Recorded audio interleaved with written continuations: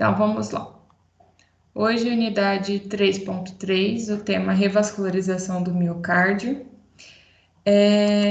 E o primeiro item que nós vamos comentar é sobre o infarto agudo do miocárdio, que é o motivo pelo qual o indivíduo precisa passar por uma revascularização do miocárdio após ter sofrido esse evento, tá?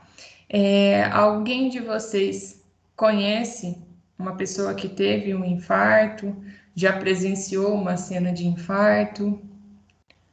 Qual que é a experiência e a afinidade que vocês têm com esse tema? Alguém? Josélia, Ingrid, Jaqueline, Poliana. Quem Graças a Deus, conhece? não, prof. Nunca viu, né? Não. Já soube de alguém que teve um infarto? Sim, saber sim. E essa pessoa sobreviveu ou foi a óbito? Agora, não, ela foi AVC. Infarto, as que eu conheci, todas faleceram. Todas faleceram? Uhum. E elas estavam como? Em casa, dormindo, fazendo atividade? Ontem mesmo faleceu o pai de uma amiga minha, ele estava trabalhando. Foi de manhã, né? Ele estava na fazenda, provavelmente foi de manhãzinha, então... Mas estava na cama ou já tinha levantado? Eu não perguntei, mas eu acho que ainda estava na cama, que era bem cedo.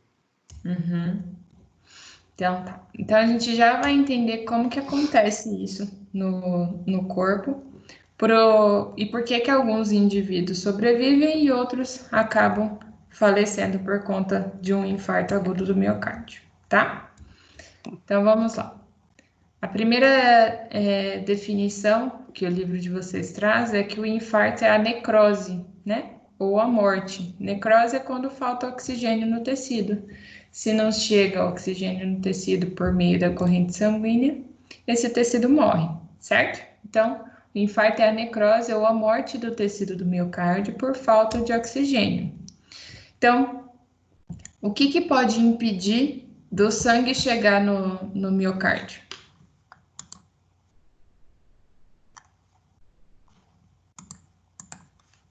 Como que o indivíduo vai ter uma área necrosada do miocárdio, né? Uma área de infarto. O que impede esse sangue de chegar nesse músculo do miocárdio? Uma obstrução, né? Pode ser a formação de placas de gordura, né? Pode obstruir um trombo, né? Um embolo. Eu esqueci a diferença lá. Isso. O êmbolo é quando o trombo está em movimento, né? O trombo, ele está paradinho. Ou a placa de gordura de aterosclerose, né? A placa de ateroma que a gente falou na aula passada. Então, como a gente tinha estudado lá sobre o AVE também não é uma obstrução de um vaso sanguíneo ou rompimento de um vaso sanguíneo que vai gerar uma área de necrose no cérebro, né? Uma área isquêmica no cérebro. Aqui, a área de isquemia vai ser no músculo do coração, do miocárdio, certo? Então, é alguma obstrução, algo que está interrompendo a passagem do sangue e esse sangue não está chegando com a quantidade adequada para o músculo do miocárdio, que é um músculo que precisa ser altamente irrigado, porque ele tem um gasto energético bem alto, porque ele não para, né? Está a todo momento em contração. Então, se não existe essa irrigação, ele tem essa área infartada, certo? A aterosclerose é a causa mais comum da doença arterial coronariana, que a gente já tinha dito na aula passada, e que pode, então, desencadear uma área infartada no miocárdio, tá? Então, aqui na imagem, a gente observa esse ponto em zoom aqui, né? A região onde para de receber o sangue de forma adequada e leva à morte do tecido cardíaco. Nessa outra imagem, a gente observa que o depósito de gordura obstruiu de forma total o fluxo sanguíneo, certo? Então, lá na aula passada, A partir de quantos por cento que o indivíduo começava a manifestar os sinais de aterosclerose, pessoal? 70%, né? A partir de 70% que ele ia manifestar os sintomas, né? Mas não que a patologia não estivesse acontecendo. Então, enquanto está com 70%, ele começa a ter os primeiros sinais, certo? E aí que vem a grande diferença, o quanto que essa pessoa vai se importar com esses primeiros sinais e tratar de forma adequada, né? Se enquanto está com 70% de obstrução, ele faz o tratamento correto, medicamentoso, talvez seja a opção cirúrgica, né? Ou mesmo a mudança de hábitos, se isso consegue ser realizado de forma efetiva, ele diminui as chances desse indivíduo evoluir para um infarto, certo? O que é o infarto? É quando ocorre essa obstrução de forma completa e aí não chega nenhuma quantidade de sangue para irrigar esse tecido e esse tecido do miocárdio vai morrer, certo? Aqui, mais uma vez, uma imagem mostrando essa evolução, certo? Que nós falamos na semana passada. Quanto tempo, mais ou menos, que o indivíduo demora para ter uma obstrução completa? É rápido para acontecer esse depósito de gordura, vir a obstruir e a pessoa infartar? Não, né? Leva uns anos, né? Alguns anos, né? Então, a pessoa tem uma vida toda de alimentação irregular, de maus hábitos sem prática de atividade física, tem somado a isso um fator genético, né? Então, eu sempre chamo atenção assim. Uma coisa que a pandemia veio ressaltar, né? Que não adianta eu cuidar de mim, eu tenho que cuidar do outro. E o cuidar do outro também é prestar atenção na minha família, né? Quais são as patologias que os meus pais apresentam, que meus pais apresentaram, os tios, os avós, o que foi o motivo dos seus avós irem a óbito, certo? Isso tudo a gente precisa chamar atenção, que às vezes a gente ignora, fala assim, ah, não, tô novo, né? Não tenho nada disso, não tem problema nenhum. Mas se já tem um histórico familiar de tal patologia, chama atenção que você também precisa se cuidar o quanto antes para que não evolua, não tenha o mesmo desfecho dos seus familiares, certo? Então, esse depósito de colesterol, né, no tecido arterial, ele acontece gradativamente, ano a ano, né? Então, por isso que a gente falou lá que às vezes o indivíduo é jovem, já tem a característica de placa de ateroma nas artérias, mas ainda não tem manifestação de sintomas.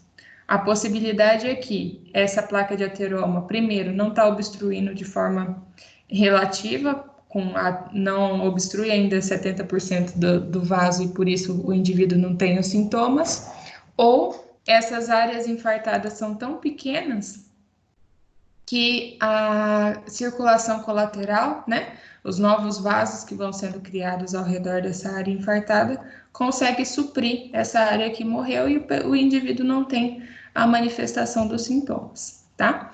Então, essa é a revisãozinha, né, da aula passada e que a gente chama atenção para esse cuidado que precisa começar desde ontem, para evitar esse desfecho tão preocupante que é o infarto, certo?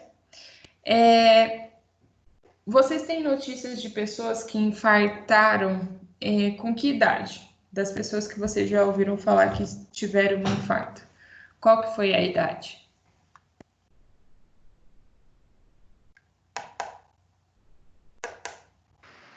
As pessoas que eu já vi sempre na faixa de 50.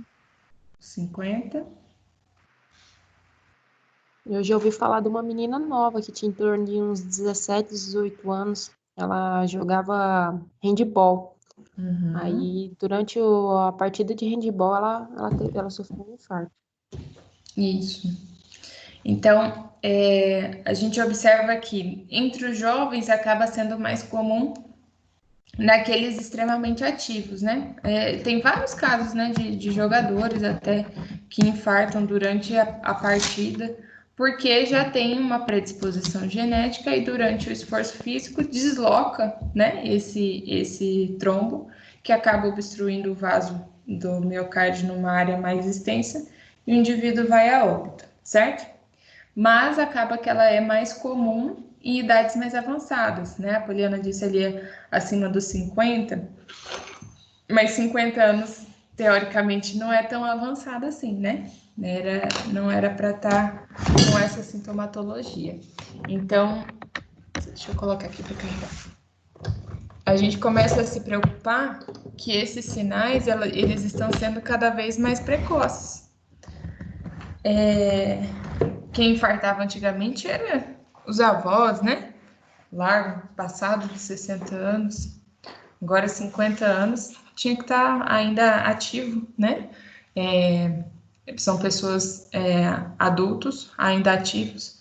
Então, se a gente pensar no indivíduo que infarta e vai ter que aposentar por conta disso, por exemplo, é um problema de saúde pública e de economia, né? Porque é menos mão de obra atuante na nossa sociedade, menos economia sendo gerada, mais gasto para o governo em sustentar essa população, tá?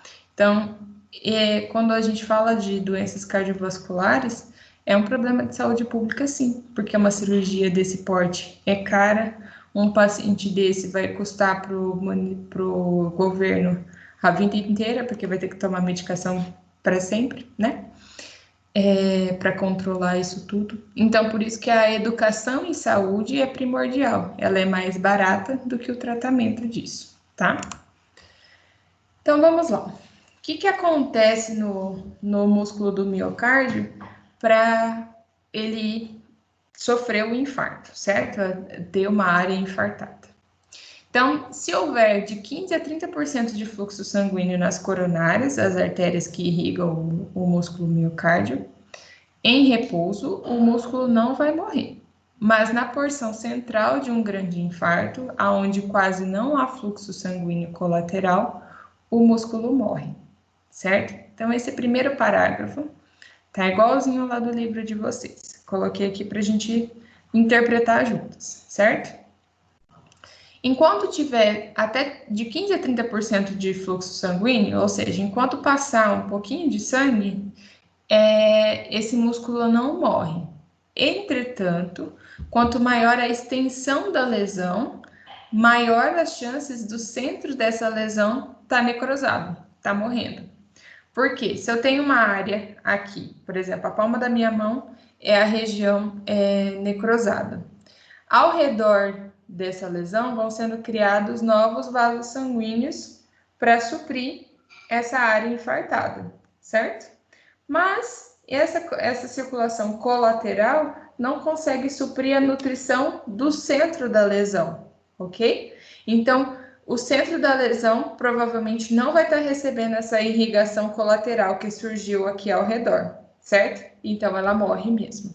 Então, esse centro da lesão é o que vai dizer o quanto que o indivíduo vai manifestar os seus sinais clínicos.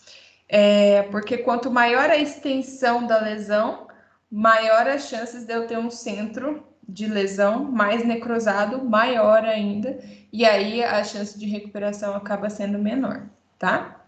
Então, logo após a oclusão, as fibras musculares morrem bem no centro da área isquêmica. E nos dias seguintes, até esta área acaba crescendo, porque as fibras marginais cedem à isquemia prolongada. Olha como que a natureza é, né?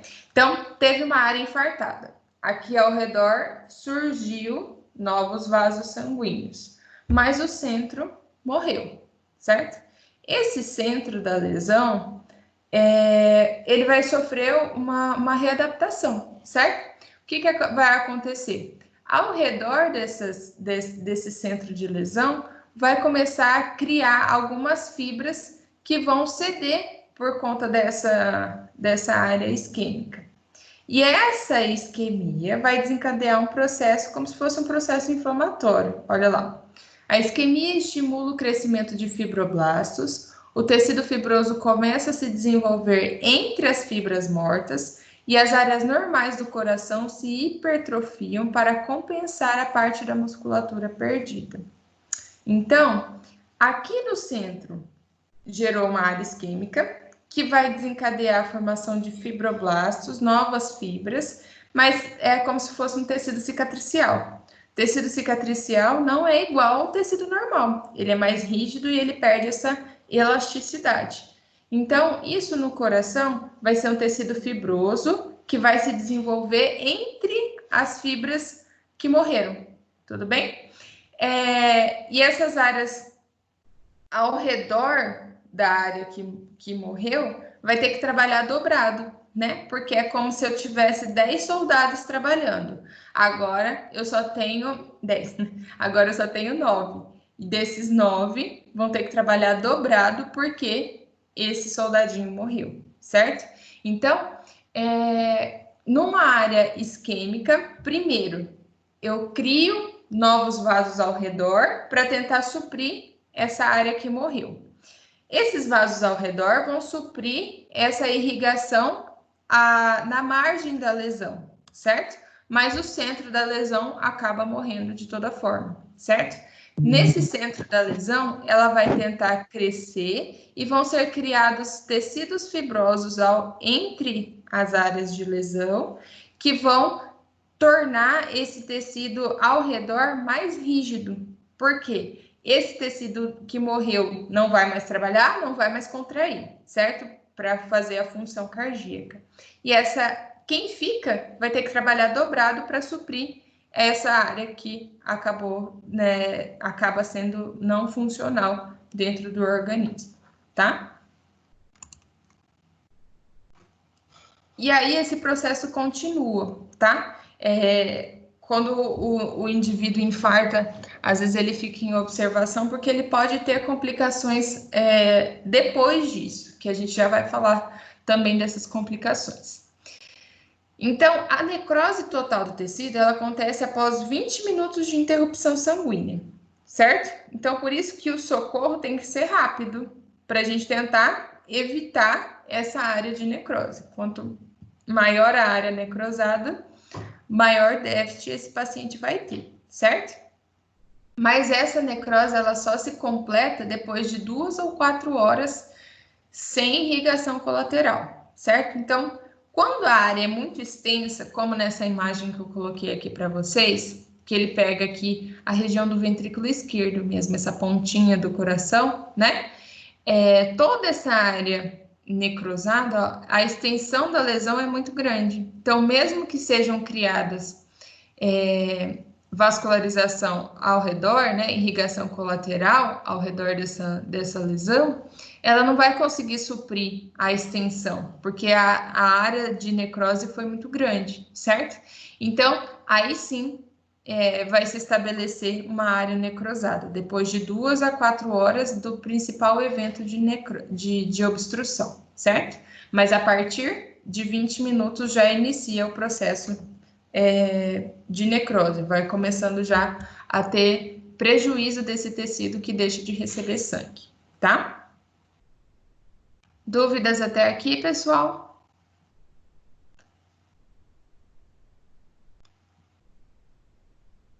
Tudo bem? Não, prof, tranquilo. Vamos lá, então. Sem infartos. Vamos lá. Então, o diagnóstico, ele é feito pela clínica, né? O paciente vai ter algumas sintomatologias que a gente já vai falar, mas quando ele chega no hospital, alguns exames podem ser solicitados, como eletrocardiograma, que vai analisar a frequência, o ritmo cardíaco, né? Como isso vem acontecendo. Que vocês vão estudar, ou já estão estudando melhor, o exame com a professora Tatiana. Exame bioquímico, porque gerou-se, então, uma área de lesão, certo? Essa área de lesão vai gerar um processo inflamatório, como se o organismo todo quisesse recuperar esse tecido que foi lesionado, certo? Então, em um exame de sangue, pode-se observar alguns marcadores cardíacos que indicam uma área de necrose. Uma delas é a troponina e a creatinofosfoquinase, tá? Então, não sei se vocês já ouviram falar assim, fez o exame de creatina, deu alto, aí o médico pediu mais exames cardíacos para ver se tinha algo a mais, né? Então, um dos marcadores bioquímicos que a gente pode, que indicam que houve um processo de necrose, tá? Não necessariamente no miocárdio, tá? Mas pela clínica soma os achados e aí se identifica que é do miocárdio. O exame de imagem também podem ser utilizados para a gente avaliar o quanto de adaptação que esse coração já está fazendo pela área infartada, né? Porque às vezes um evento mais grave, ele vem a se manifestar depois de pequenos eventos menos graves, né? Então, no exame de imagem já é possível observar se o coração está se readaptando a essa sequência de eventos isquêmicos, né? O que seria essa imagem? Seria o aumento da massa cardíaca por conta dessas pequenas áreas isquêmicas que vão gerar a hipertrofia do músculo do miocárdio por conta dessas pequenas áreas isquêmicas. Então, se vários soldadinhos morreram, quem fica vai ter que trabalhar dobrado e eles aumentam de volume. E aí, na imagem, a gente consegue observar esse aumento de volume, tá?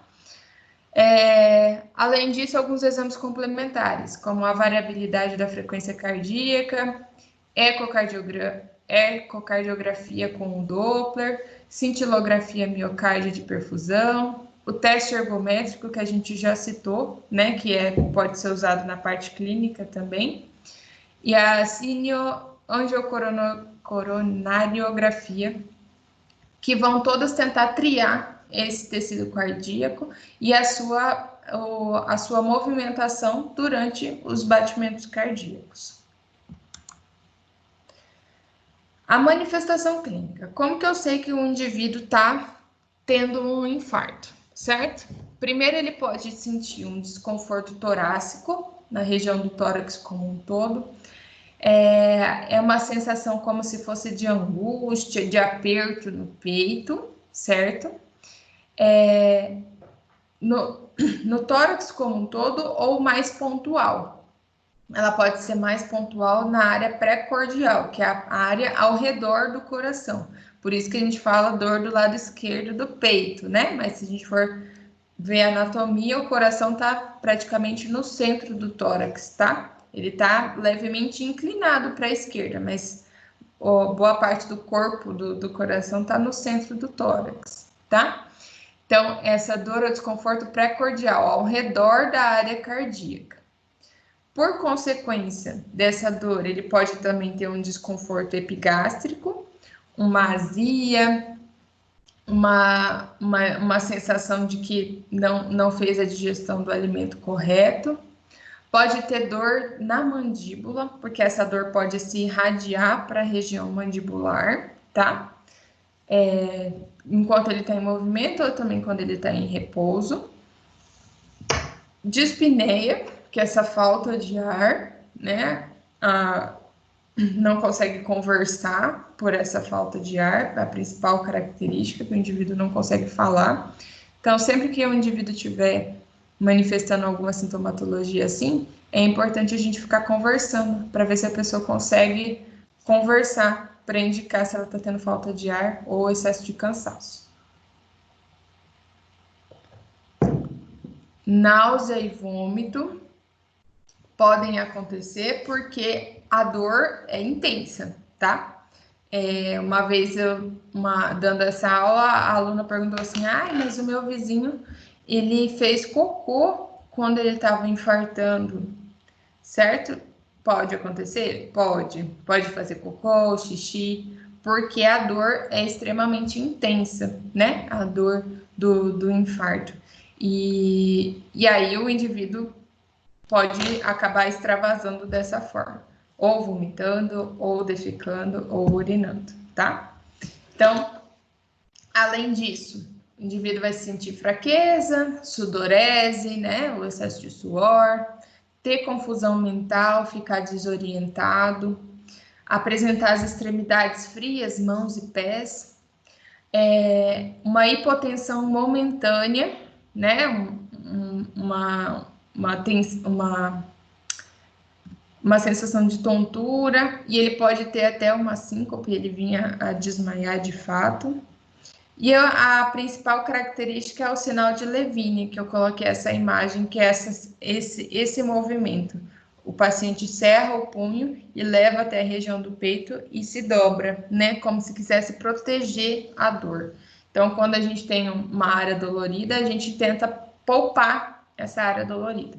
Então, o sinal de Levine é esse: cerrar o punho, levar até o peito e se encolher, né? Uma reação de dor diante da dor do infarto, tá? Além do sinal de Levine, o paciente ele pode ter não necessariamente de um infarto, tá? De doenças cardíacas, tá? A angina estável ou uma angina instável. Alguém sabe me dizer a diferença de angina estável para angina instável?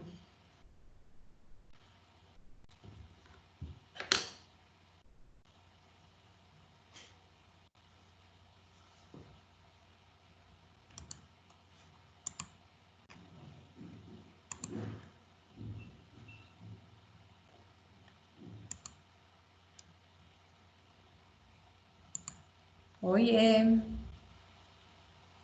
Alguém já ouviu falar?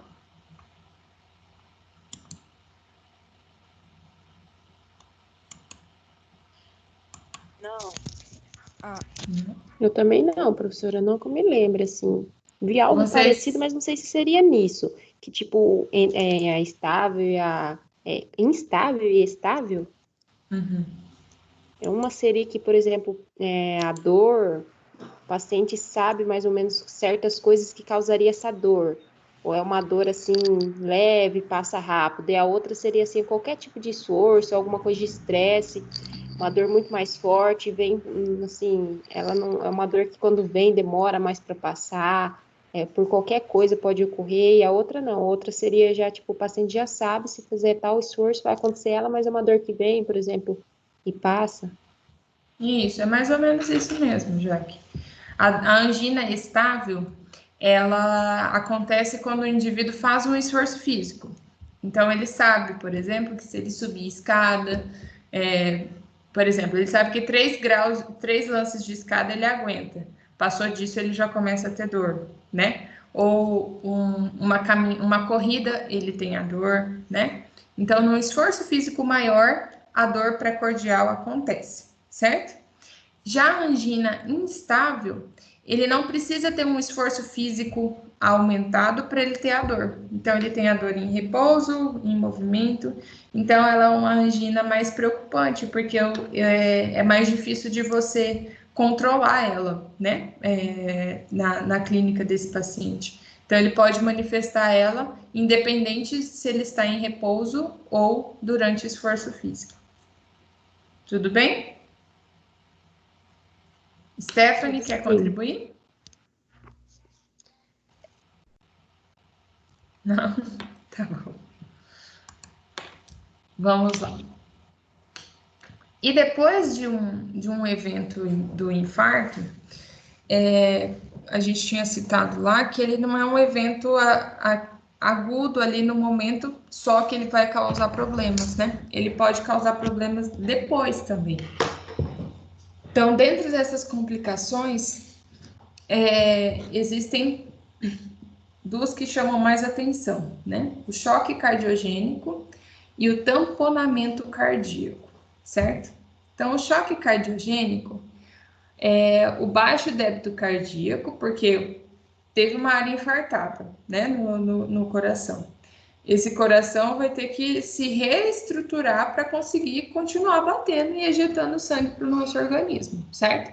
Então, ele vai se readaptando a essa redução de soldados, vamos falar assim, né? Então, se ele tinha 10, agora ele tem 8 soldados, Então, esses 8 vão ter que se readaptar a isso, certo? Mas até que essa readaptação aconteça, vai acontecer uma baixa de débito cardíaco, porque o débito cardíaco não é o volume de sangue que ejeta do coração a cada batimento cardíaco? Se eu tenho menos soldados trabalhando, são menos a quantidade de sangue que vai ser ejetada vai ser menor, certo? Então, vai acontecer uma queda do débito cardíaco. Essa queda vai causar insuficiência cardíaca e morte nos tecidos periféricos com represamento de sangue nas veias pulmonares. Por isso que a gente relembrou lá no início da 3.1 a circulação sanguínea, né? O sangue sai do coração, vai para as veias pulmonares, onde tem a troca gasosa,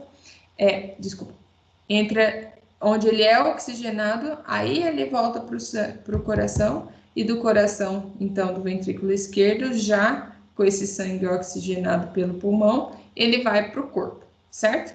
Se esse débito cardíaco está diminuído, porque a força de contração do miocárdio está menor, ele vai conseguir ejetar menos. Se ele ejeta menos, ele tende a concentrar o sangue, porque o sangue até que vem para a câmara cardíaca, mas ele não consegue ser distribuído para o corpo como um todo, certo? Porque o coração perdeu essa força de contratibilidade.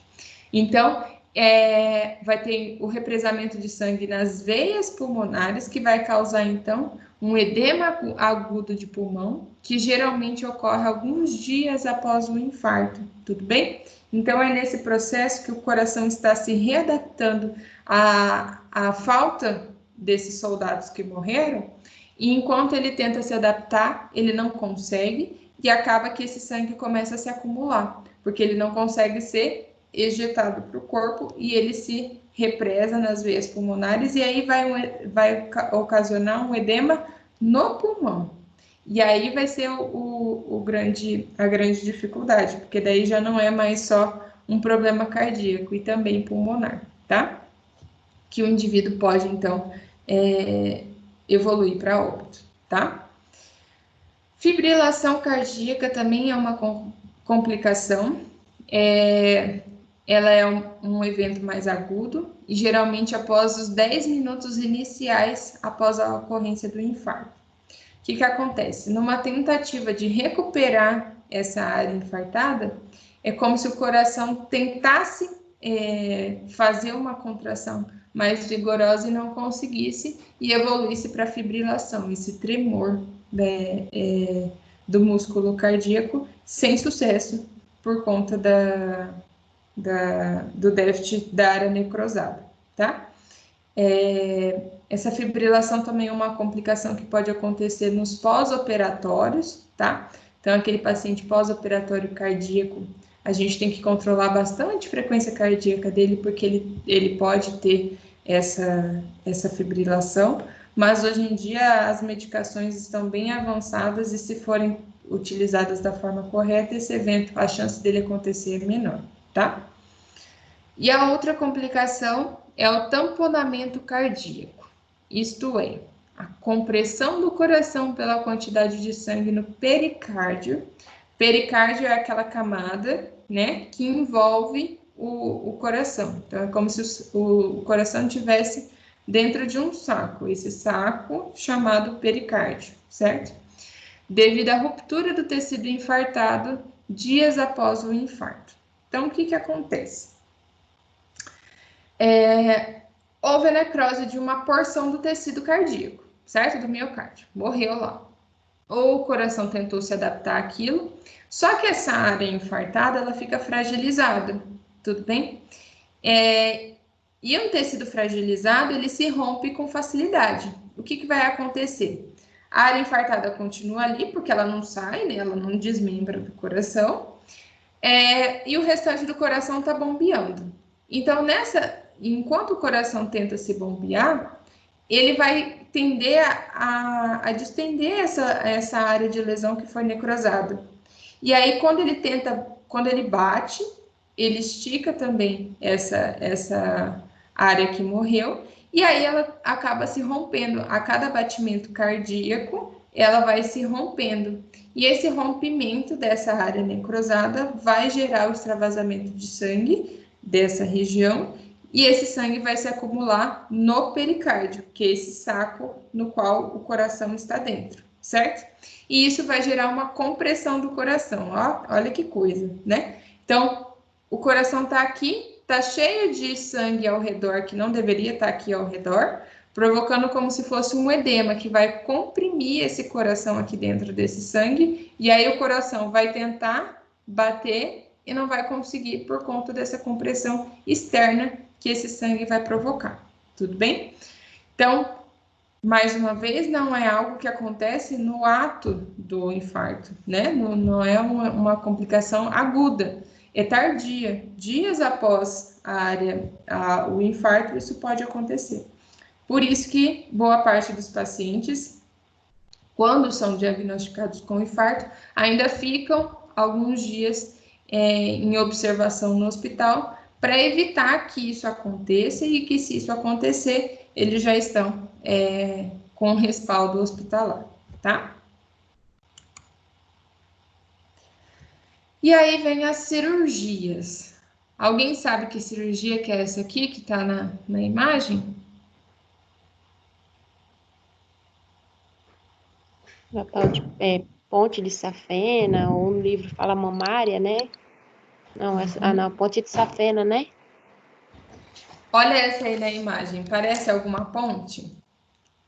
Ah, não. É o cateterismo, prof?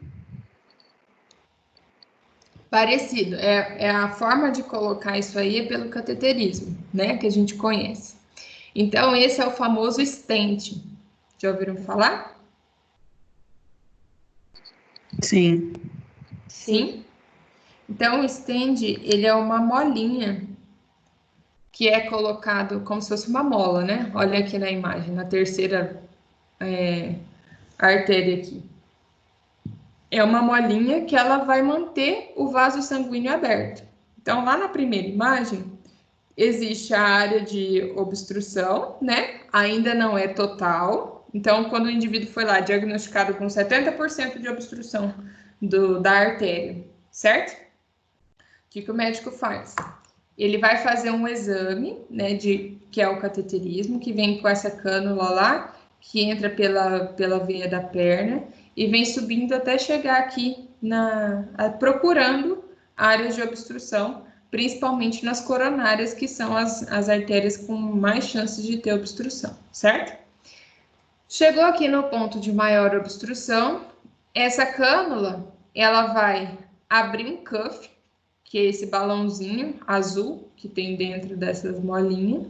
Ele se abre e abre como se fosse um guarda-chuva, né? Esse cuff faz o guarda-chuva abrir dentro da artéria.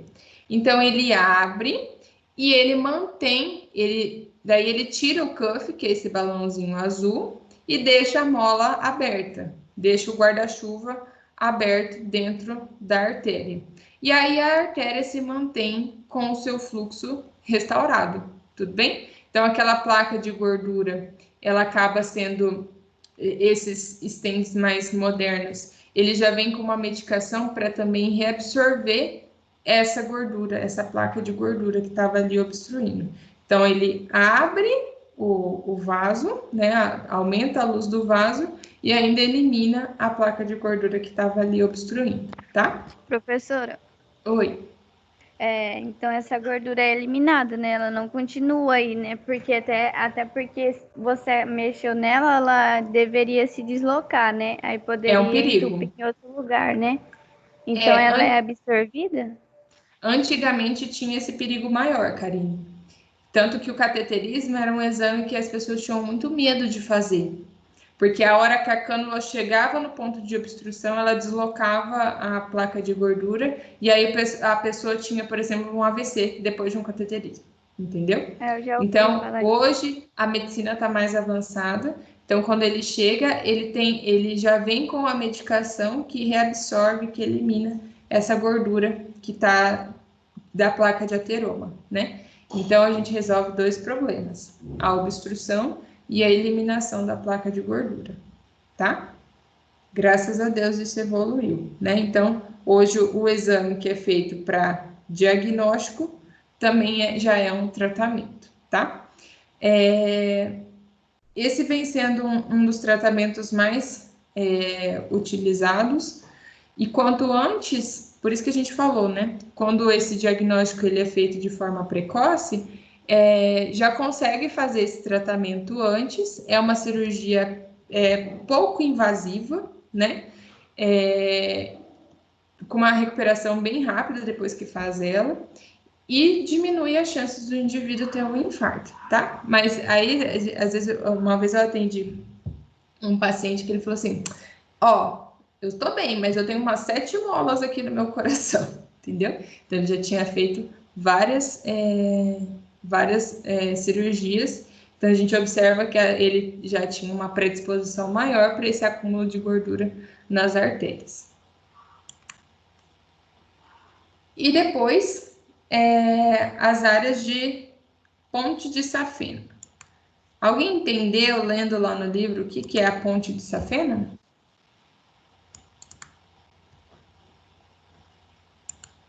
O que vocês entenderam?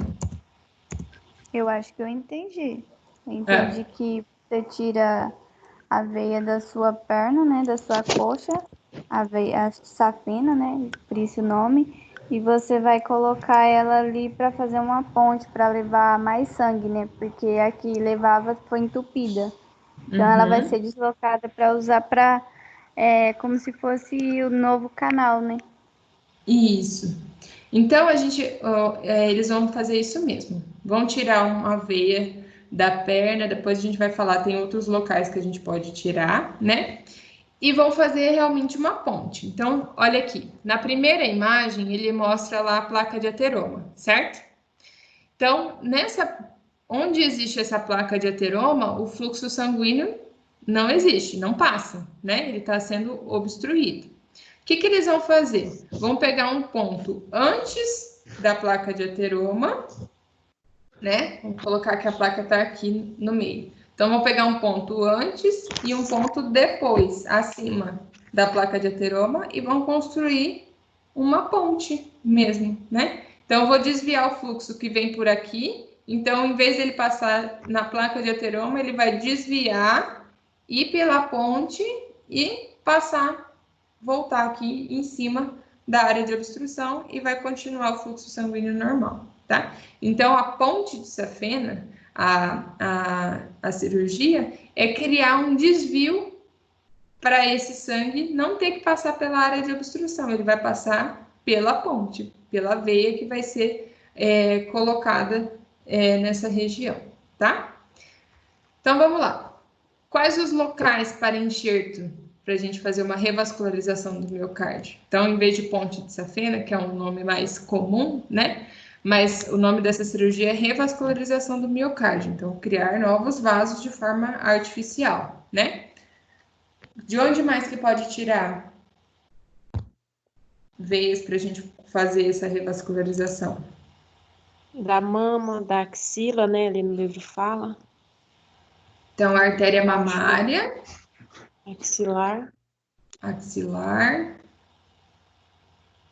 O que mais? Tem a própria veia de safena.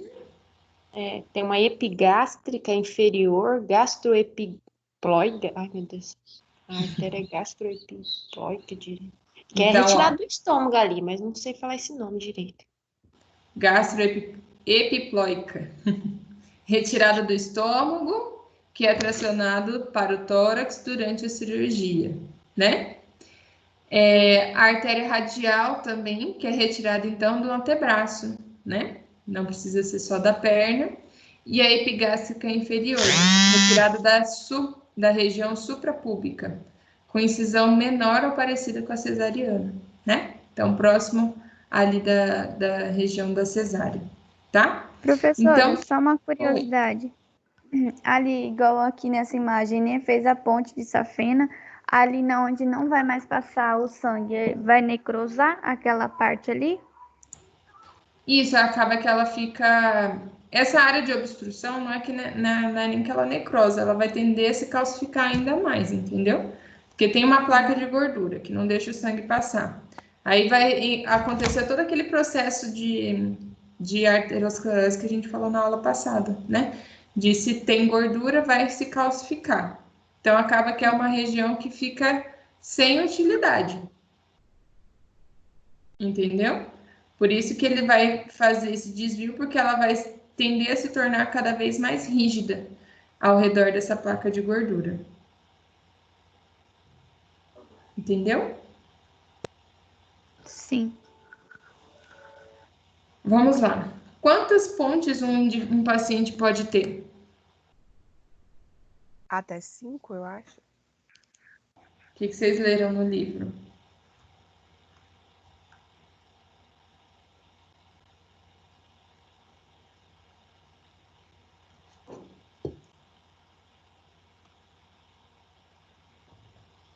De 3 a 4 para o paciente? Isso. Então, indica a gravidade, assim, quanto mais pontes de safena, mais grave o paciente é? Não, aqui fala que o número é relacionado com a necessidades anatômicas e não com a gravidade ou expectativa de vida. Isso. Então, com a necessidade anatômica, não necessariamente com a gravidade do caso, porque às vezes pode ser pequenas áreas, né, de obstrução que estão sendo reabilitadas por meio dessa técnica cirúrgica. Mas acaba que a revascularização do miocárdio, como ela é mais invasiva, né, para a gente fazer essa cirurgia, tem que ter um corte maior, anestesia, que a gente já vai falar as formas de cirurgia.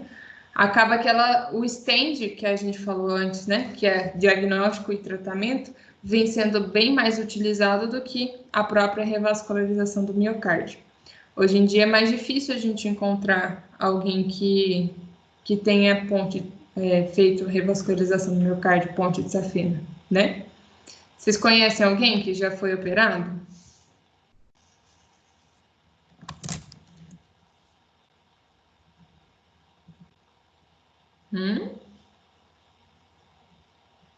Eu não. Não? Ninguém que Eu também operou? não. Acaba que é menos comum.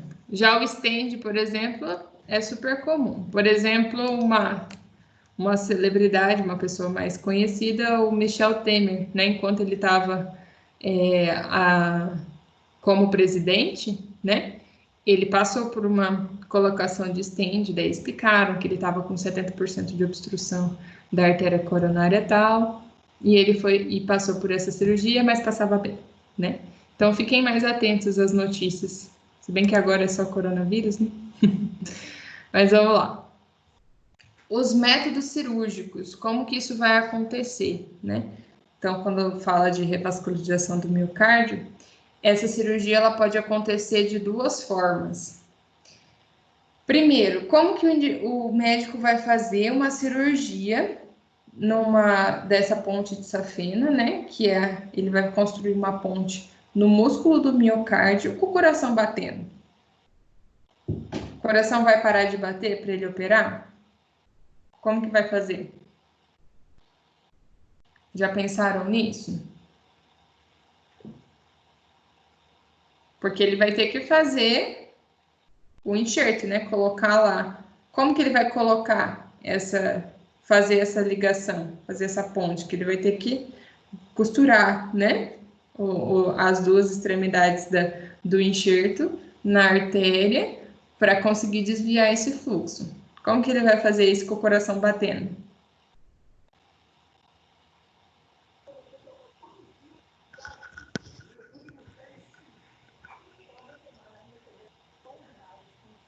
Ah, professora, eu já assisti bastante série de médico, essas coisas assim. Uma que eu vi, não sei se tá certa, mas tipo, eles meio que dão meio que o coração por alguns minutos ou segundos, e daí é uma máquina que vai fazer o processo, como se fosse o coração, tipo, ali, entendeu? Deles tem aquele tempo para eles fazer. depois eles dão um choque no coração, ou até mesmo com a mão eles fazem o coração a voltar novamente. Pelo menos foi assim que eu vi na série, né? Ótima essas séries, adoro. Isso mesmo. Isso que você citou é a circulação extracorpórea, tá? Como que é essa circulação extracorpórea?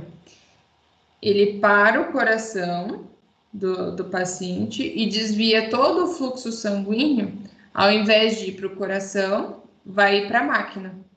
Então, toda a troca gasosa vai acontecer dentro da máquina, que está ali ao lado, como está aqui no desenho, né? Onde vai acontecer essa troca gasosa e volta para o organismo, mas sem passar pelo coração, tudo bem? Então, enquanto eles estão operando o coração, todo o sangue do organismo do paciente vai para a máquina, é oxigenado e volta para o corpo, tudo bem? Mas esse método, ele tem algumas as indicações, alguns prognósticos ruins, porque ele pode dar algumas complicações depois, né? É como se o corpo começasse a rejeitar o coração, o sangue dele ter passado por uma membrana que não era do coração, tá? Então, por mais que as máquinas estejam mais avançadas, elas ainda não são iguais ao próprio tecido do indivíduo, né? Então, ele pode apresentar manifestações até autoimunes, né? Doenças autoimunes, depois de uma cirurgia com circulação extracorpórea, tá? Então, é uma cirurgia, o método que o livro descreve aqui, né?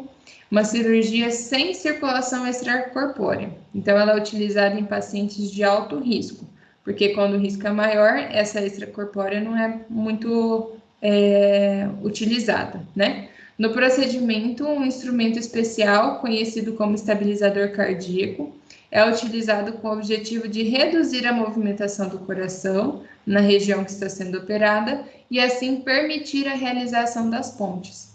Então, nesse outro método, que não precisa usar a extracorpórea, eles vão utilizar esse estabilizador cardíaco que vai diminuir a movimentação do coração só na região que ele precisa operar. Então, o restante do coração está batendo, mas a região ali que ele precisa operar, colocar a ponte, não vai reduzir a sua mobilidade e o médico vai conseguir fazer a cirurgia de forma correta, tá? A outra forma é uma cirurgia minimamente invasiva, que é feita por robôs, né? Videocirurgia. Também conhecida como cirurgia de tórax fechado, porque essas cirurgias maiores, às vezes tem que serrar o externo, abrir a caixa torácica para chegar no coração, tá? Então, ela é realizada a partir de pequenas incisões no tórax, utilizando instrumentos especializados. As incisões utilizadas possuem normalmente de 3 a 6 centímetros, ao invés de 15 a 30, como é na convencional, né? Ou seja, neste procedimento não é necessário abrir o osso do externo, tá? Então, geralmente um paciente não vai ter, quando ele colocou lá 3 a 4 pontes de safena, né? Não quer dizer que ele abriu a caixa torácica 3 a 4 vezes, tá? Então, provavelmente, quando abre a caixa torácica, são feitas as pontes de safena, onde o médico já tinha identificado vários pontos, para aproveitar, né? Que abriu a caixa torácica para realizar todas as revascularizações que sejam necessárias naquela região, tá? Então, toda cirurgia cardíaca é complicada, principalmente quando eu penso que o indivíduo vai ter que serrar o osso do externo, é uma serra mesmo, né? A Karine já deve ter visto também lá no Grey's Anatomy. Abre corta a pele, chega no osso do externo, vem com uma serrinha, serra o externo, abre a caixa torácica para ter acesso ao coração e aí é feita a cirurgia, tá? Então, é uma cirurgia dolorida sim. Imagina esse paciente depois, com esse externo costurado, né? Porque é passado um fio para fixar a fratura que foi feita. Esse paciente tem dificuldade para abrir os braços, para respirar, ele respira curtinho, porque ele tem medo, porque machuca, porque dói, né? Ele teve uma fratura no externo, certo? Então, é um pós-operatório que demanda bastante cuidado e a fisioterapia é primordial nesse processo para aumentar a qualidade de vida do paciente e fazer com que esse processo de reabilitação seja menos sofrido para o paciente. Mas aí vamos lá, o paciente já operou, tá tudo bem, ele foi para fisioterapia, certo? É bem parecido com a prática que eu pedi para vocês fazerem em casa, né? Que poucos fizeram. Mas vamos lá. Durante a sessão, como que a gente vai considerar a frequência cardíaca se eu não tenho muitos instrumentos, não tenho teste ergométrico, não tenho muito parâmetro para seguir? Então, durante a sessão, eu vou usar frequência cardíaca de repouso, mais 20 batimentos cardíacos, quando não tem um teste ergométrico precoce. Então, isso quer dizer que, durante a sessão, durante os exercícios que você vai estar propondo para o seu paciente, você pode aumentar a frequência cardíaca dele até 20 batimentos daquele que ele estava em repouso. Então, se ele estava com 60 batimentos quando ele chegou, durante os exercícios ele pode chegar até 80, tudo bem? Essa é uma margem de segurança para você trabalhar. Depois, a outra fórmula que a gente pode utilizar, de quanto de frequência cardíaca que eu vou utilizar durante a reabilitação. Então, você vai pegar a frequência cardíaca de repouso, mais uma vez, vai multiplicar, né? A frequência cardíaca máxima dele, menos a frequência de repouso. Então, por exemplo, você tem que a frequência cardíaca máxima dele é 200. E quando ele chegou para você, ele tinha uma frequência de 60, certo? Então, ele vai ter 140. Façam aí comigo, pessoal. Frequência cardíaca de treino é igual. Frequência de repouso, 60. Vamos colocar 60, tá? Mais, uma vez, 200 menos 60, 140. Vezes 0,6, quando o paciente é um paciente de alto risco, ou 0,7, quando ele é de baixo risco. E assim eu vou calcular qual que é a frequência cardíaca dele durante o treino. Aqui a gente vai fazer 200 vezes 0,6. Deixa eu multiplicar aqui.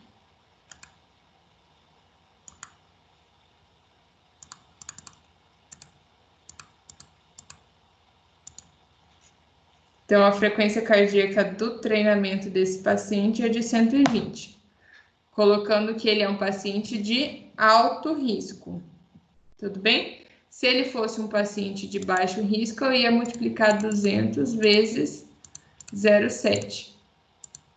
Então, a frequência cardíaca dele seria de 140 batimentos cardíacos durante o treino, é o quanto ele poderia chegar, tá? Outra fórmula que pode ser utilizada é a fórmula de Carbonen. Então, é aquela que a gente tinha passado e ela tem algumas modificações entre homem e mulher, né? Deixei para especificar agora, para não confundir tanto a cabeça de vocês, tá? Mas para homem, se você não tem teste ergométrico disponível, usa 220 menos a idade, e para mulher, 210 menos a idade, tá? Ou uma frequência cardíaca submáxima, que é de 195 menos a idade. Então, é uma frequência para não chegando à máxima, quando esse paciente está no processo de reabilitação, eu ainda não quero trabalhar com a frequência cardíaca máxima dele, e sim com a submáxima, abaixo da máxima. Eu uso essa fórmula quando eu não tenho teste ergométrico, né? Porque quando eu tenho teste ergométrico, ele já vem. Qual que é a frequência cardíaca máxima dele, qual que é a submáxima dele, tá? Aí não precisa fazer esse cálculo aqui. Só vai precisar fazer a frequência cardíaca aqui de treino, no treino, quanto que ele vai poder chegar? Ô, 120, 140? professora, Oi. eu fiz aqui da minha 210 menos a minha idade, né? Deu 189. Então quer dizer que num treino eu posso chegar até essa frequência? É o máximo que você pode chegar. Não pode Ah, passar tá. disso, tá? Se eu Mas passar, geralmente a o gente que não pode trabalha com acontecer? 100% da frequência cardíaca, né? Aham. A gente Se vai passar, trabalhar, por pode ser. exemplo, vamos falar aí de indivíduos saudáveis. Isso é coisa de educador físico, tá? Por exemplo, vocês já ouviram falar daquele treinamento chamado HIIT? Já. Sim. É o treinamento de 30 minutos, né? Uhum. O que ele se baseia? Em levar o indivíduo próximo da sua Por só não frequência encosta, deixa cardíaca ela privada que máxima. começou a cair água dentro. Oi? Leva o paciente, o paciente à sua frequência, próxima à sua à frequência cardíaca máxima, porque eles entendem que quanto mais próximo da frequência cardíaca você tiver da sua máxima, mais queima calórica você tem, certo? Então, ele sempre vai te levar aos extremos, né? Então, ele vai fazer lá, tipo, 30 segundos de polichinelo, né? Batidão.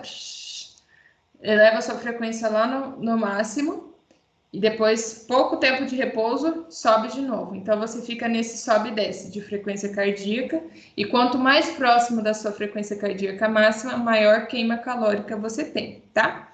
O cuidado que precisa ter é, eu preciso conhecer qual que é a minha frequência cardíaca máxima e saber se durante o meu treinamento eu estou me aproximando dela ou não, tá? Por isso a importância de usar o oxímetro, né, medindo essa frequência cardíaca.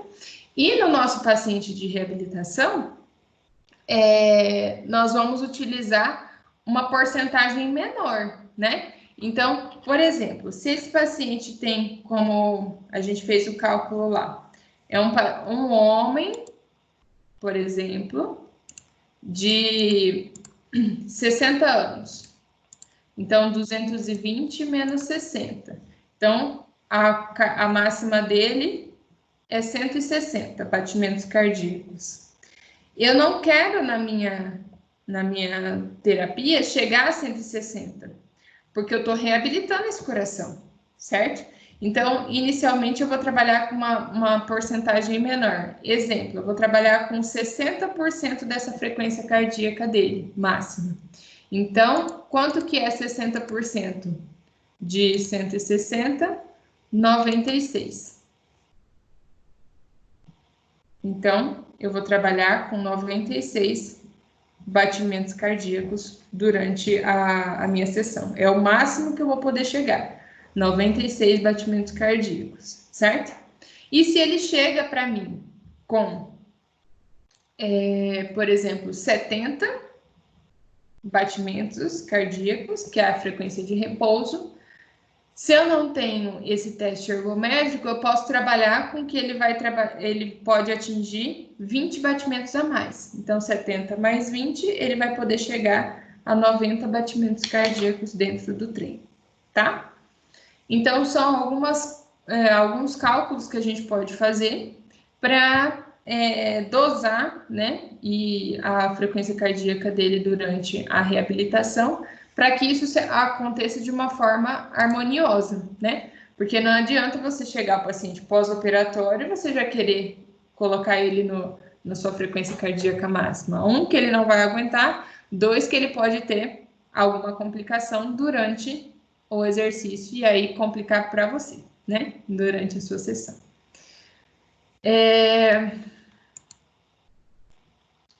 A reabilitação cardíaca, ela tem vários benefícios e eu vou pedir para vocês depois um trabalhinho para a gente conversar na semana que vem, tá? Então, ela vai ser utilizada para reduzir os sintomas, certo? Do pós-operatório, fadiga, dispneia, fraqueza. Vai melhorar a tolerância ao exercício. E falar de tolerância ao exercício no pós-operatório cardíaco não é correr, fazer uma corrida. O paciente, no pós-operatório, ele não consegue levantar da cama e ir ao banheiro sem cansar, né? Ele se cansa com muita facilidade. Então, eu vou melhorar a tolerância dele, não só ao exercício, mas às AVDs dele, né? A conseguir levantar da cama, ir para a cozinha, almoçar, voltar, tá?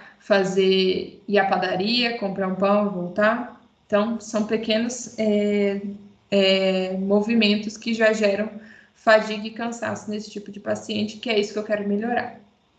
Melhorar o bem-estar psicossocial, que para um paciente assim que não consegue levantar da cama e ir ao banheiro sem cansar, quem dirá trabalhar, interagir com a sociedade, certo? Melhorar o estresse, porque depois de uma cirurgia, poucas pessoas ficam zen, né? Ok, operei, tá tudo bem, tá tudo lindo, né?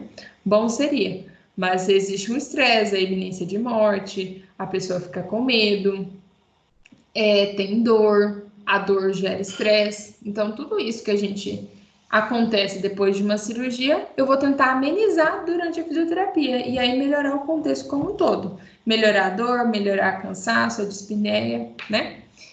Eu vou reduzir as chances desse paciente ter outro evento coronário, né? Ter uma nova obstrução, ter uma insuficiência cardíaca por conta disso. Vou diminuir a taxa de hospitalização, então eu consigo fazer com que ele vá para casa mais cedo, quando essa fisioterapia começa lá, logo depois do pós-operatório. E vou diminuir as chances desse indivíduo morrer, né? Porque eu aumento a oxigenação, eu aumento o fluxo sanguíneo, eu melhoro a qualidade com que esse batimento cardíaco vai acontecer, a tolerabilidade do paciente, fadiga, mal-estar, né? Tudo isso vai sendo melhorado durante a reabilitação cardíaca. E aí, essa reabilitação cardíaca ela é dividida em fases, né? Fase 1, 2, 3 e 4, certo? A fase 1 é a fase hospitalar. E ela acontece lá dentro do hospital. Na fase 2, esse paciente já está em ambiente ambulatorial, já saiu do hospital, e eu vou utilizar a intensidade de até 5 METs, que é uma unidade, METs é uma unidade de medida de energia, é chamado de equivalente metabólico. O quanto de metabolismo o meu corpo está fazendo para realizar aquela atividade, certo? Então, 5 METs é a minha meta de gasto energético durante essa fase 2, certo? Vai se utilizar 50% a 70% da capacidade funcional ou 60% do VO2 máximo, que é feito naquele exame do ergospirômetro, tá? Que ele vai dosar qual que é o máximo de consumo de oxigênio que você faz durante o seu máximo de exercício, certo? E eu não vou trabalhar com esse máximo, eu vou trabalhar com 60% desse máximo, tá? Depois, na fase 3, vai utilizar uma intensidade de 70% a 85% da frequência cardíaca máxima. Então, aqui na fase 3, ele já melhorou essa parte de cansaço, de fadiga, e eu já vou poder trabalhar mais próximo da frequência cardíaca máxima que ele tolera, tá? E na fase 4, é esse paciente para o resto da vida. Essa fase 4, ela dura para sempre, tá? É o paciente que vai ter que se manter em atividade física sempre para manter a qualidade cardíaca dele. E aí já entra o educador físico. É o educador físico que vai orientar o treino aeróbico, o treino resistido também para esse paciente, mas sempre com cuidado de aferir pressão arterial, frequência cardíaca, monitorar esse paciente durante o treino, mas mantê-lo em atividade, seja fazendo esteira, bicicleta, caminhada, hidroginástica, hidroginástica, né? Educador físico, uma corrida, por que não, né? Se esse paciente for bem treinado, bem orientado, pode correr sim. Enfim, uma dança, atividade que for mais adequada e mais harmoniosa para esse paciente. O gasto energético e as atividades. Aqui eu coloquei uma uma tabelinha para a gente ter mais ou menos uma noção do que são esses METs, né? Do quanto de energia, do quanto do equivalente metabólico que eu gasto durante as atividades de casa, tá? Para a gente mais ou menos dosar como que vai ser o meu exercício lá na fase 2, por exemplo, que é uma intensidade até 5 METs, né? Vamos analisar aqui. Então, arrumar a cama, um banho de chuveiro e se vestir, por exemplo, a gente gasta 2 METs. Então, é pouco de energia, né? Então, quer dizer que o paciente na fase 2, ele pode arrumar a cama dele, ele pode tomar um banho sozinho, ele pode se vestir sozinho, tudo bem? Porque esse gasto energético é menor. Já uma relação sexual vai ser 5 METs, que é a meta dele, certo? Então, vai orientar para esse paciente ter uma relação sexual mais branda, né? Sem muitas estripulias, para não ter um excesso de gasto metabólico e demanda cardíaca. Depois, dançar de 3 a 7 METs, né? Esse gasto energético já aumenta. Isso porque de 3 a 7? Porque depende da dança, né? Você vai dançar uma valsa ou um funk, um samba, né? Que aí a demanda, o gasto energético vai ser maior. Depende do ritmo, né? Esse METs aí. As caminhadas de 5 a 6, corridas 10 METs, então já é um nível avançado, já vai lá para a fase 3, 4. Ciclismo de 5 a 6, e aí também falando de caminhada, corrida e ciclismo, tudo depende do terreno, né? Que eu vou andar, que eu vou pedalar. Então, terrenos mais inclinados, a intensidade do exercício vai ser maior. Terrenos planos, essa intensidade vai ser menor, tá? A velocidade, então, o que vai interferir nesse gasto energético? A inclinação do terreno e a velocidade com que o indivíduo executa o movimento. Futebol de 5 a 12 METs, basquete de 7 a 9, o vôlei já é mais brando, de 3 a 6, natação de 4 a 8 e o tênis de 4 a 9, tá? Então, só para a gente ter um pouquinho de noção de como que é esse gasto energético, para conseguir já mais ou menos pensar como que vai ser a nossa terapêutica. Durante toda a sessão, que é o que eu pedi para vocês lá também na atividade, né?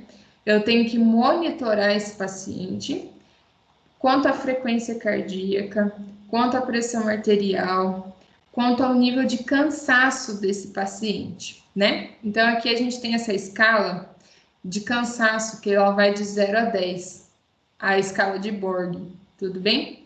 Essa escala de Borg, a gente vai é interessante quem trabalha com essa parte cardíaca, imprimir essa escala e deixar ela fixada na parede. E falar para o paciente, quando você vai me pontuando, vai dando uma nota para o seu cansaço, tudo bem? Então, geralmente, a gente não passa de 5, tá? Porque 6 ele já está bem cansado. Eu não quero evoluir ele para o cansaço, tudo bem? Eu quero levar ele nesse ponto que ele esteja confortável durante o exercício. Uma das formas que a gente tem para ir avaliando isso é ir conversando com o paciente. Então, ele está lá na esteira, você tem que ficar conversando e pedindo para ele falar com você, né? Porque enquanto ele falar demanda oxigênio, né? Para a gente ter essas trocas gasosas. Se ele consegue falar e fazer o exercício, quer dizer que ele não está cansado, que ele não está com falta de ar, tá? A hora que ele começa, só um pouquinho, estou ficando cansado, tem que diminuir a frequência, a velocidade da esteira, diminuir a inclinação da esteira, quem sabe dar um período maior de repouso, tá?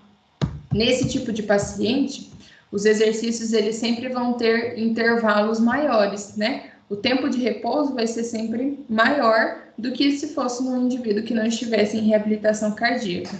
Por quê? Porque eu tô treinando esse coração a voltar a bater de forma adequada, certo? Então, mais uma vez, vamos fazer analogia lá com a academia.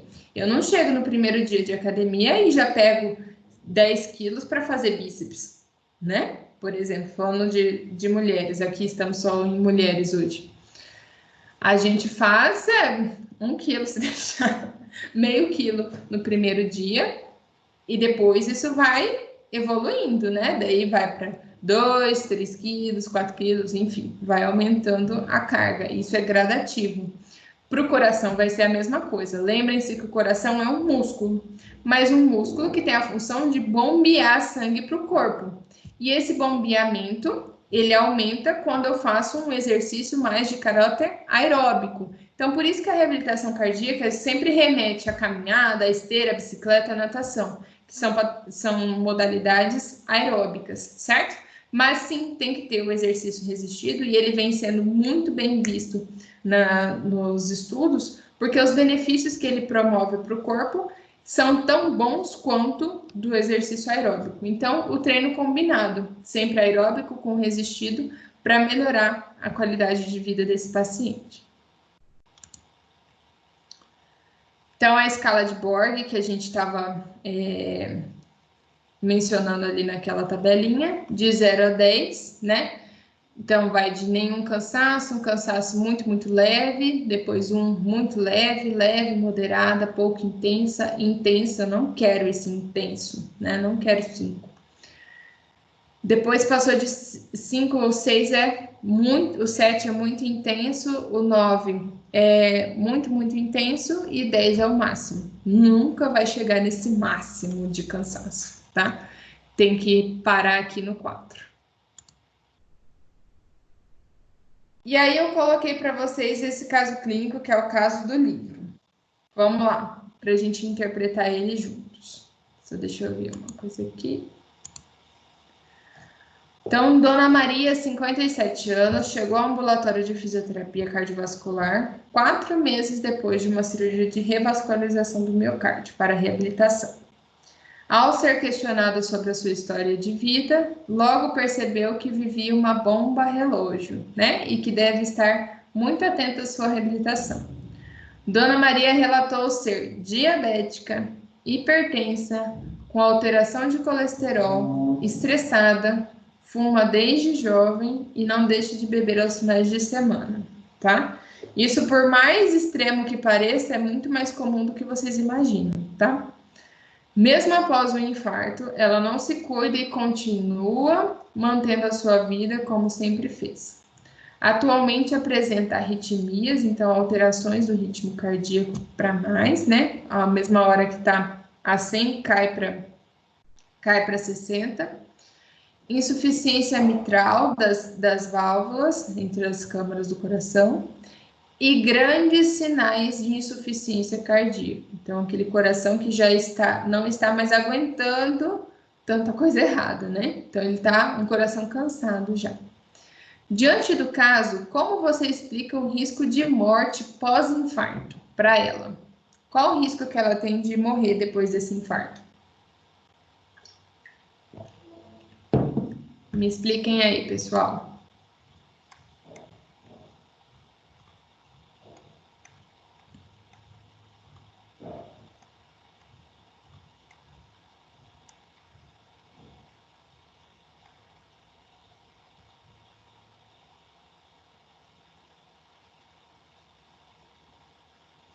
Podem ler lá no livro e tentar me explicar para eu ver se vocês entenderam.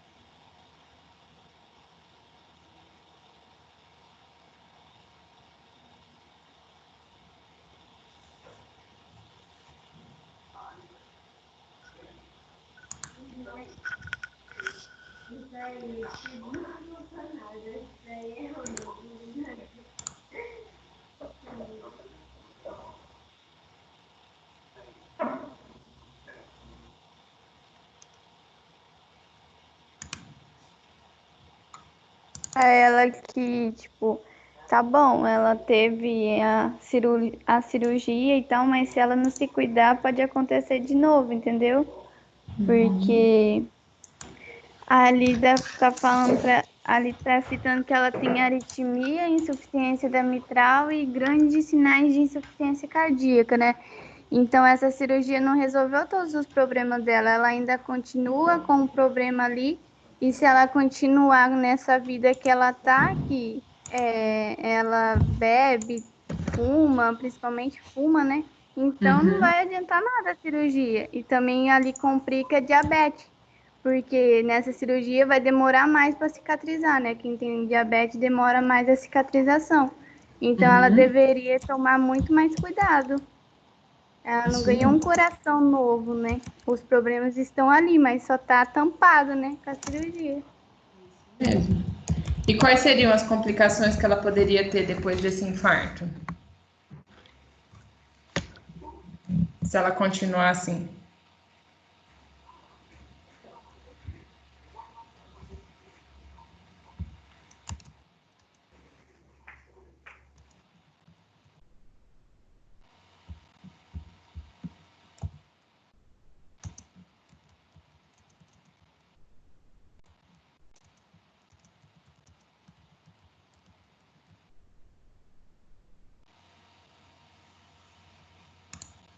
Quais são as complicações de um infarto?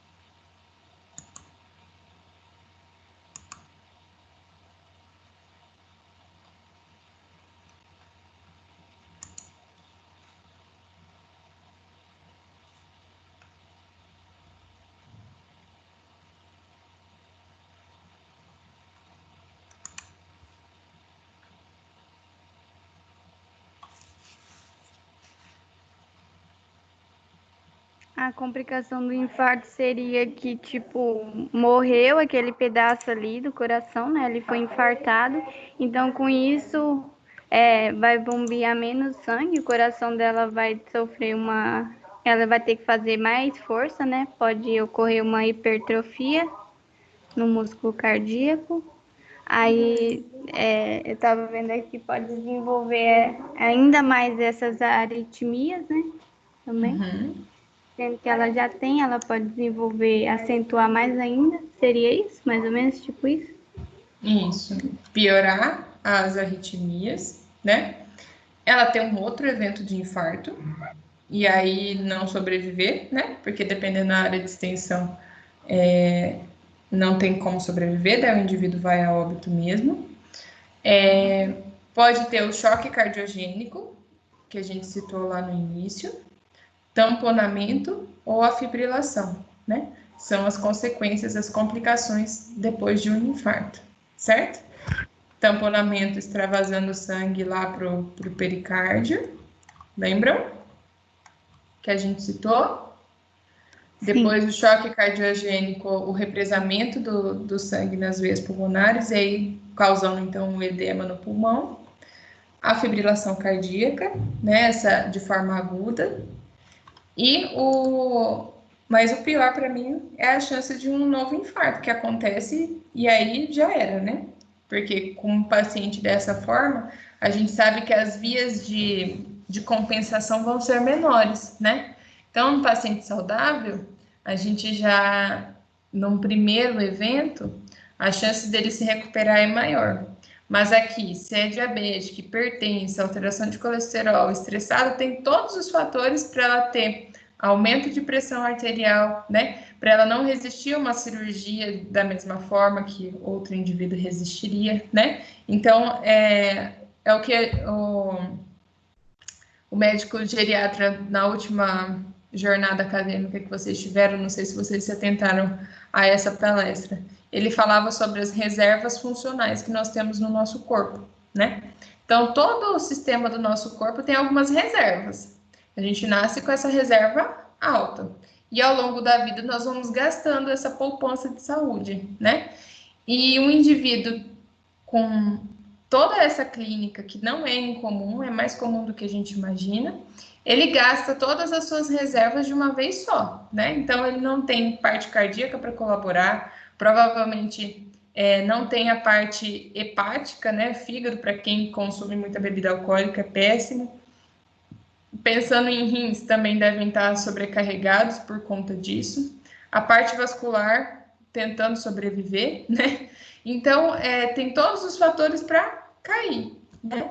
Então, as reservas são menores, então a chance de recuperação também acaba sendo menor. Então, o cuidado com a nossa saúde vem desde sempre, todos os dias, para a gente manter essas reservas funcionais no nosso corpo por mais tempo, com mais qualidade, tá certo? Pessoal, eu vou deixar de tarefa para a semana que vem. Deixa eu só colocar aqui. Deixa eu compartilhar. Estão vendo aqui o slide de pós-aula?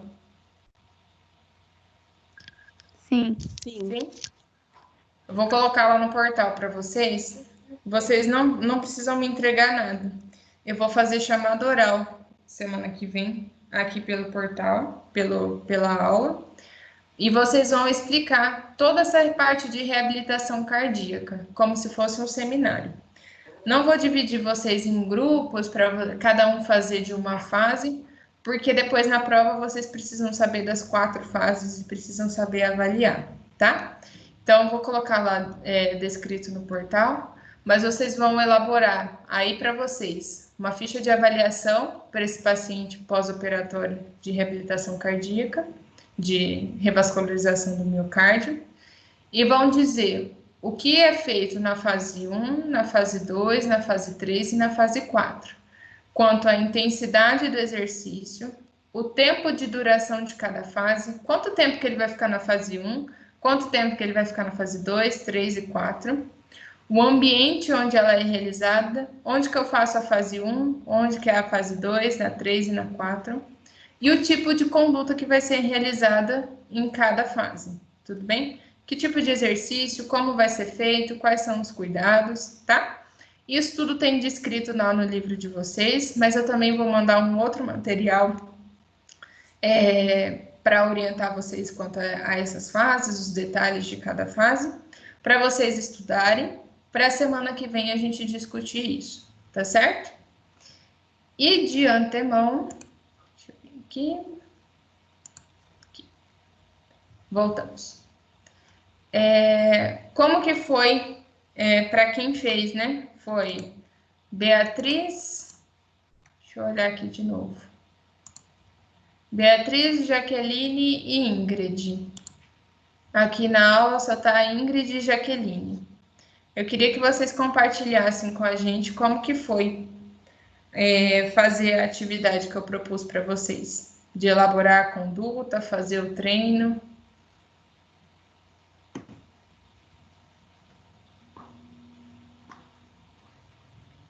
Quem começa?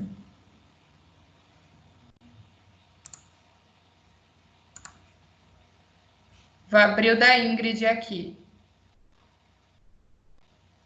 Ingrid, como que foi o seu treino? Como que você se sentiu?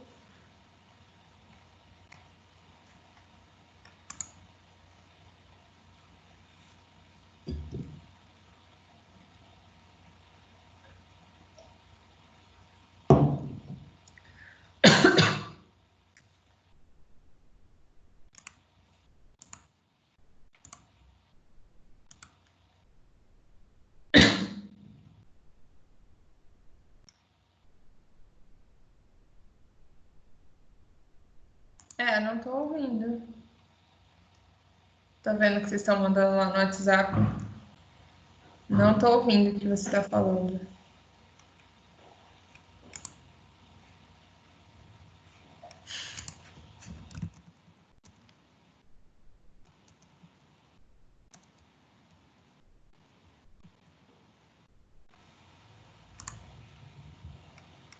Peraí.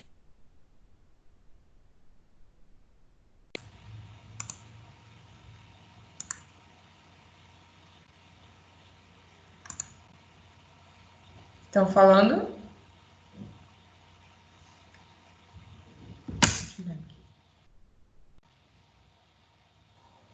Oi. Oi, agora eu tô ouvindo. Quem falou? Foi eu, a Karine. Eu acho que o da Ingrid deve que estar com alguma coisa no dela, né? É, porque você eu tô ouvindo. Jaqueline eu tava ouvindo também. Veja se vocês estão com fone, como que tá. Ela tá falando, ela falou que vai sair e vai entrar de novo para ver se dá certo. Tá.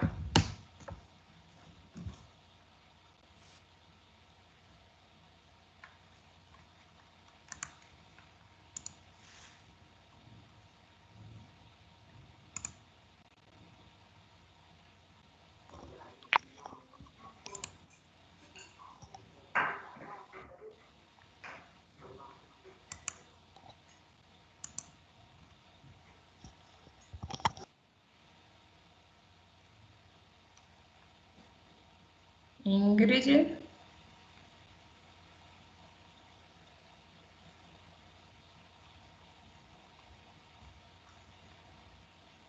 Oi, prof, tá me ouvindo agora? É a Jaque. Tô ouvindo Tá. você. Pode falar, Eu então, tinha seu. falado antes que, tipo, agora depois que a senhora explicou, eu vi que eu acho que eu fiz praticamente tudo errado. Porque eu achei que a senhora colocou o paciente, mas eu achei que era para colocar a nossa idade. Teria que somar a idade do paciente, era isso? A senhora Não, tinha é de colocado. vocês mesmo. Tá. Então, eu não sei bem se eu fiz assim, porque eu coloquei com uns exercícios que eu acho que entraria mais nos exercícios de. Ai, não entraria nos exercícios aeróbicos, né? Porque pareceu meio que musculação, né? Que eu fiz o que, assim, da bike, a caminhada, que entraria, né? Eu coloquei o aquecimento de andar 10 minutos, aí no caso eu medi minha frequência antes de começar esses exercícios, aí depois eu comecei a fazer o aquecimento de 10 minutos que eu caminhei, aí depois no tipo já mais de fortalecimento eu fiz aqueles tipo de localizada que a gente faz na academia, né? Fiquei em pé, aí fiz abdução, extensão de quadril, flexão de quadril, usei um halter de 1 kg e fiz abdução de ombro e flexão de cotovelo, né? Tipo, para trabalhar o bíceps. E no caso, eu não sei se é porque eu já estou acostumada na academia a fazer com peso, aquilo para mim fazer em casa assim não aumentou em nada, né? Aí, tipo, eu até pedi pro meu esposo me ajudar a medir minha frequência, então assim, só que eu não sei se eu coloquei, eu acho que eu errei bem feio naquela parte da porcentagem, entendeu? Porque eu fiz o cálculo assim, e acho que me deu 190 e alguma coisa, eu coloquei tipo 197. 197 menos tipo tantos por cento. Eu fui vendo que por cento que eu, né, atingiria eu fazendo esse exercício. Eu acho que eu dei uma errada feia aí também. E depois que eu Quantos por terminei. cento que você usou? Você Oi? calculou quantos por cento da sua frequência? Acho que foi 57, alguma coisa assim, que eu coloquei. Tá. Então, lembra que a gente 57. tinha que calcular 60% do valor, né? Era 60 mesmo, né? Eu achei que era É. pra gente escolher um valor. Tá. Entendeu? Hum. Então, por exemplo, você colocou lá 197, 60% da sua frequência cardíaca máxima seria 118, Uhum. por exemplo, certo? Ok. Então, no seu exercício, você tinha que chegar até 118, entendeu? Ixi, o meu foi de boa, nem acelerou nada. Pareceu que eu Então, nem eu tava. tô vendo aqui, ficou 86, né, durante os exercícios, e Aham. depois voltou para 70, né? De Não voltou 60 igual. voltou para 70. Então, mas assim, observem, por exemplo, como que a gente, numa reabilitação, a gente acaba subestimando, né?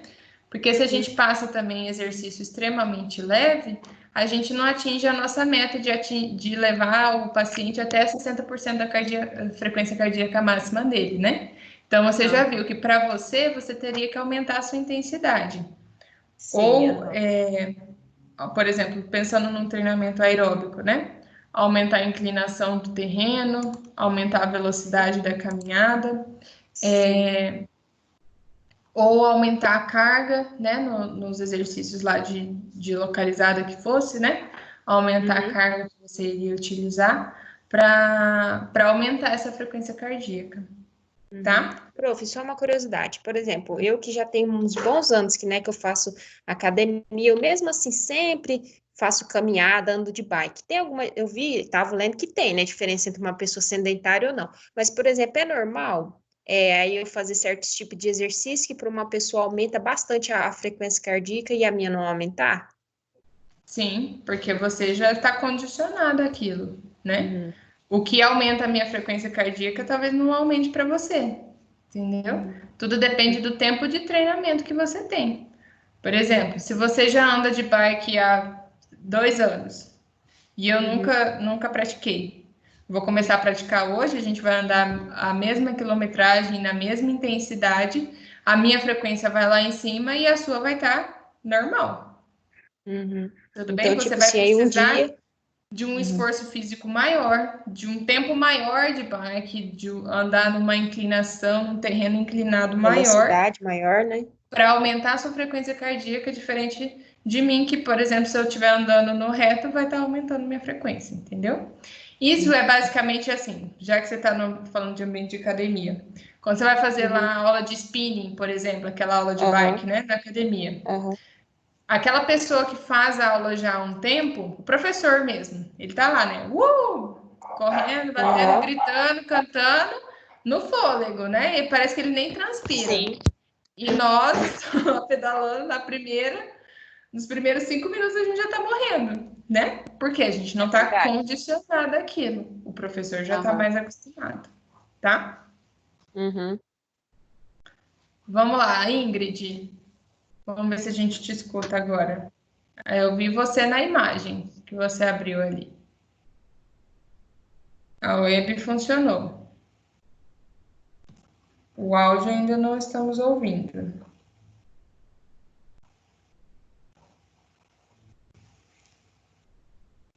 Deixa eu abrir sua atividade aqui.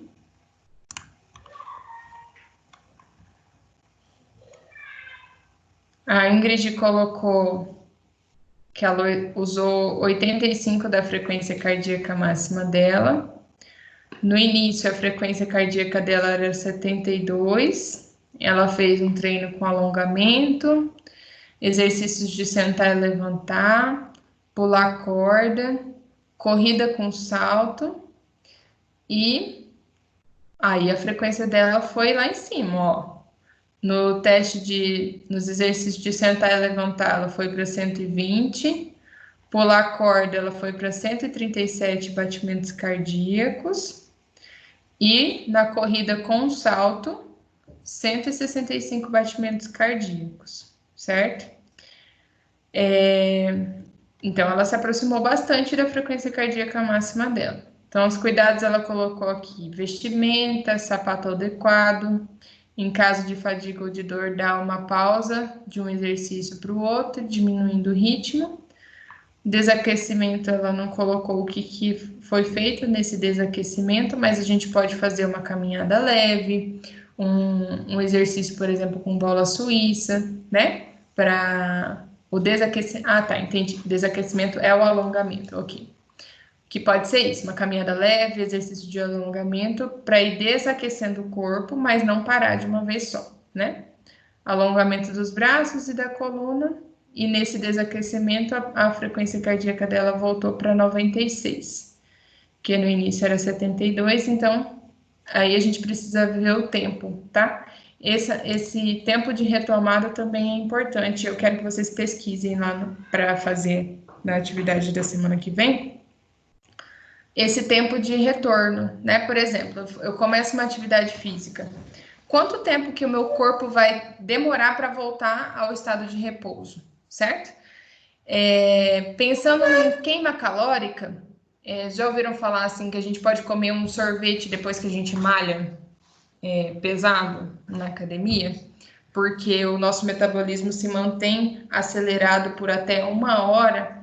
Então, quer dizer que se eu fizer uma ingesta calórica depois, eu vou queimar aquele sorvete mais rápido do que se eu queimasse ele no final do dia, se eu tomasse ele no final do dia, certo? Então, quanto tempo que o meu corpo demora para voltar ao meu estado de repouso depois de um exercício, tá? Pensando num paciente cardíaco, isso é muito importante, né? Porque se eu elevo a frequência cardíaca dele no nível de 60% e ele demora muito tempo para voltar ao normal, quer dizer que a regulação dele está errada, porque, ele está parado e a frequência cardíaca dele está alta ainda, por quê? Né? Não é normal, tá? Então, o treino também vai fazer isso, vai fazer com que o coração aprenda que ele precisa aumentar a sua frequência cardíaca e a sua pressão arterial quando ele tem uma demanda, quando ele tem um esforço físico maior. Se isso não estiver acontecendo, não tem porquê a frequência cardíaca estar alta, se ele está parado, se ele está deitado, tudo bem? Então, a fisioterapia, a reabilitação cardíaca vai trabalhar basicamente com isso. Eu treinar o meu coração a aumentar a sua demanda, o seu fluxo sanguíneo, a sua frequência cardíaca, o seu débito cardíaco, a pressão arterial, quando houver demanda, um esforço físico maior. Caso contrário, não tem por que aumentar a frequência cardíaca se o indivíduo está em repouso, tudo bem? Então, isso tudo tem que se equilibrar e talvez ele perca esse ritmo cardíaco por conta da cirurgia. E a gente vai treinar isso dentro da reabilitação, tá certo? Dúvidas, pessoal? Ingrid, realmente a gente não conseguiu te ouvir. Deixa eu ver o que você está falando aqui. Não estou te ouvindo, Ingrid. Estou vendo aqui no WhatsApp que você falou que está falando, mas eu não estou te ouvindo, não. Tá? Então, mas eu vi que você fez a atividade aqui. Parabéns para quem fez, né? Eu acho que sentir na pele é melhor do que simplesmente fazer e falar. Porque quando a gente fala é fácil, quando a gente sente na pele, a gente vê que é diferente, tá? Para quem não fez a atividade, fica aí a sugestão de fazer para sentir como é que é, né? Para valendo nota, não mais, porque a gente deu o tempo de uma semana, tá? Cada semana a gente vai fazendo uma atividade diferente. Lembra que vocês são avaliados semanalmente, tá? Mas fica a sugestão para quem não fez, fazer, para tentar sentir na pele como que é esse treinamento, para a gente conseguir propor isso para o paciente com mais qualidade, tá?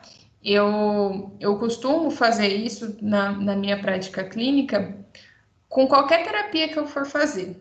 Eu costumo fazer em mim primeiro, para eu entender qual a sensação que o meu paciente vai sentir, tá?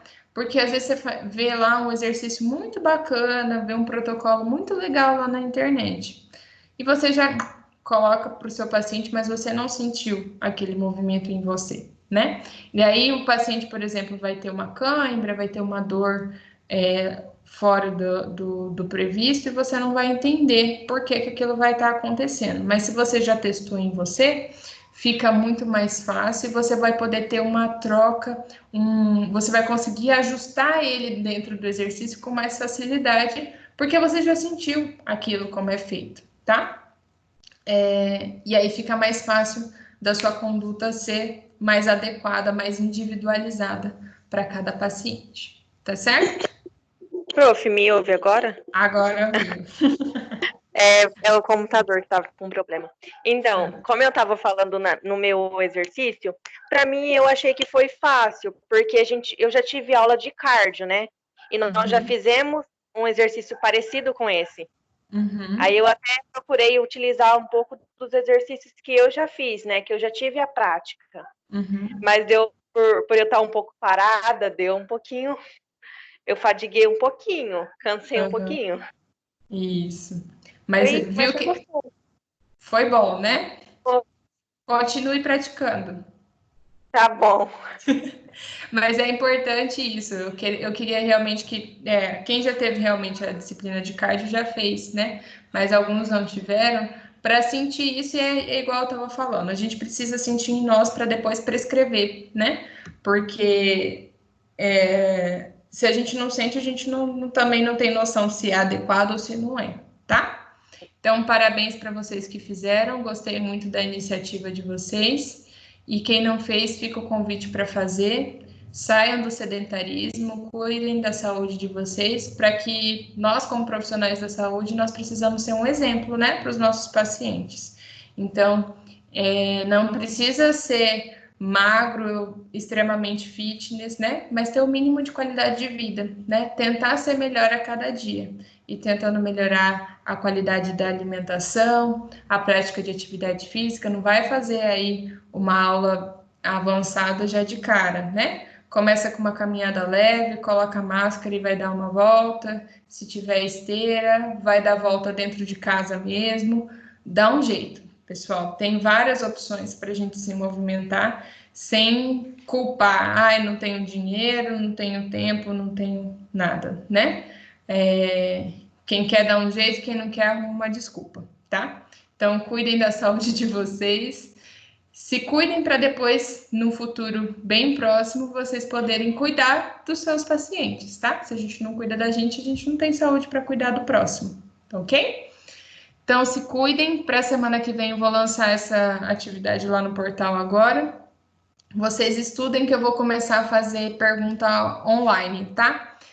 Eu tô com problema no áudio, vai responder lá pelo WhatsApp, tá? Que eu sei que por lá funciona. Então, a gente vai ponderando assim. E quem tiver com algum outro problema já vai testando se vocês estão com o áudio funcionando, o webcam funcionando. Seria lindo também se eu pudesse ver vocês, né? Porque vocês ficam aí escondidos, só eu que fico falando. E para a gente ter uma interação maior, tá? Daqui para frente. E semana que vem eu já começo também. Eu vou fazer essa chamada oral sobre as fases da reabilitação cardíaca e vou começar a introdução da parte respiratória, tá ok? Um beijo, pessoal. Se cuidem e bons estudos. Tchau, tchau. Tá, tchau, professora. Bom fim de semana. Para vocês também. Tchau, tchau.